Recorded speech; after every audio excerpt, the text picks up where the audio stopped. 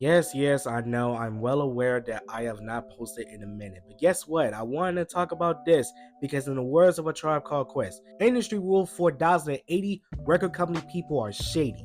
But before we get into all that, if you're new here, my name is Red Raider Dre. If you want more videos like this, make sure you like and subscribe, turn on post notifications, so that way you will never miss a video from me. And as always, join the Red Raider journey.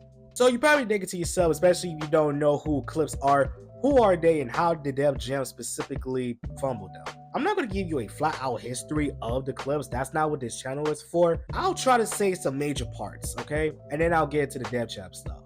So Clipse is an American duo consisting of brothers PushaT and No Malice from Virginia Beach, Virginia.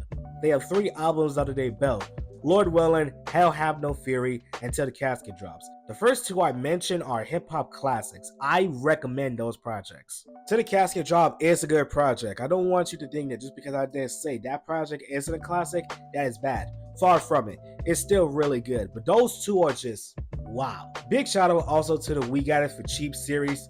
That's also fantastic. If you love coke rap, you're gonna love Clipse. These 2 are fucking wordsmiths on the mic. After To the Casket Drops, they have now dropped a project until next month. We will be getting a brand new Clipse project titled Let God Sort 'Em Out, and they were actually signed to Def Jam as a duo. Pusha already had a solo deal, but this was specifically for the duo. Until it literally came out yesterday that literally they got dropped from Def Jam.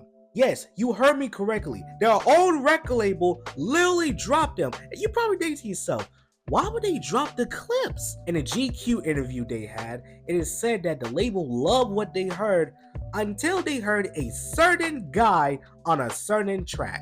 That certain guy was Kendrick Lamar. Kendrick Lamar will be featured on the track Chains and Whips. Okay, you know Kendrick Lamar on another track with other lyrical wordsmiths.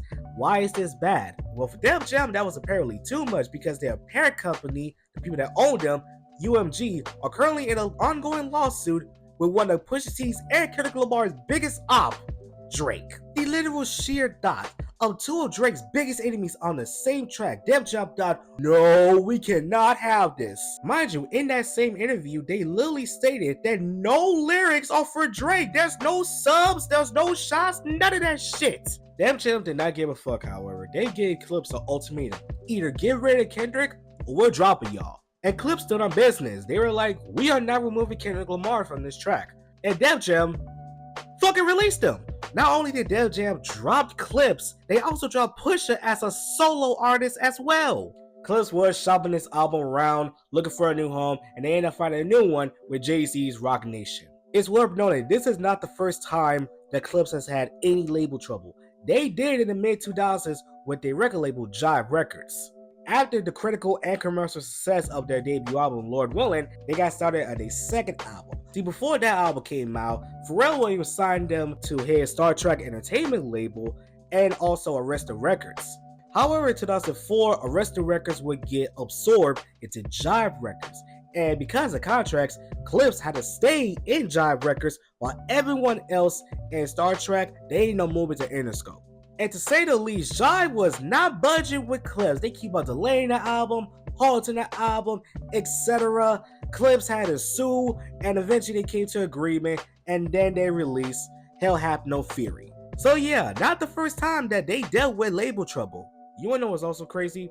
Steven Victor, Pusha T's longtime manager, revealed that for Pusha T to get out of his contract, even though he still owed Def Jam like 3 albums, he had to pay a 7-figure amount to get out of that contract.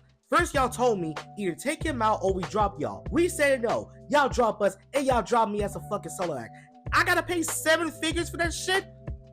This is a literal ramification from that lawsuit that Drake put against UMG that's still currently ongoing. We got people losing record deals out here because of the fact that they didn't want to take a certain guy out. Them boys heard Kendrick on that track and they hard went straight to their ass. Def Jam was like, we are not getting named in that fucking lawsuit, alright? So take this nigga out or y'all gone. In my opinion, Drake suing UMG simply just off the basis of him losing a rap battle is the biggest bitch move in hip-hop history, at least in my opinion it is. Mind you, every rapper talks about how record labels are shady. Record labels are not good people. They do not give a single fuck about you. The Clipse themselves told you. And this is just another example. Pusha T and No Malice literally had to find a new home with Rock Nation, but yet Drake is the same person to use his label to silence artists. He fucking knew that Pusha T could not respond to Drake because if he did, UMG would basically nuke him.